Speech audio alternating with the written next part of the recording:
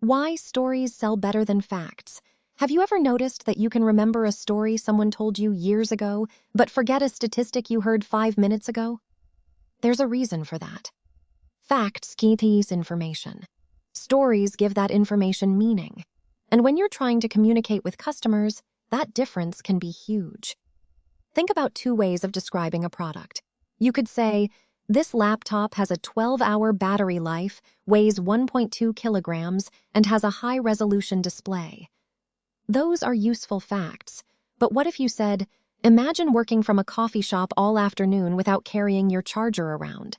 Same product, completely different feeling. The first version tells you what the laptop has. The second helps you imagine what your life could look like with it. That's the power of a story. Why does this work? Our brains don't just process information.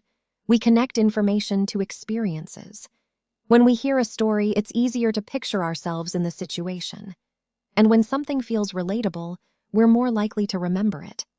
That's why customer testimonials can be so powerful. Compare, our customers love our service. With, I was worried the repair would take a week, but they had everything fixed by Friday. The second one gives you something you can picture. It turns a claim into an experience, and that's what makes it more believable. But here's the important part. You don't need some dramatic Hollywood story to use storytelling in business.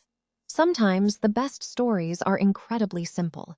Instead of saying, our software saves businesses time, tell people about the business owner who used to spend 2 hours every Monday doing a repetitive task, and now gets that time back.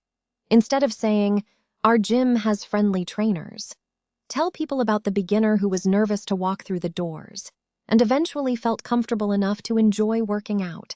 Instead of saying, our product is easy to use, show what happens when someone uses it for the first time. The story doesn't have to be dramatic. It just needs to answer one question. What does this actually mean for me? Here's a simple storytelling formula. Start with the problem. What was frustrating or difficult? Then show the change. What happened after the solution was introduced? And finally, show the result. What became easier, faster, better, or less stressful? That's it. Problem, change, result. You can use that structure in a website, email, social post, testimonial, or talking head video. And this is where AI video can be useful too. Instead of creating a video that simply lists product features, you can use an AI talking head to explain a real customer scenario, walk through a common problem, or show how a solution fits into someone's everyday life.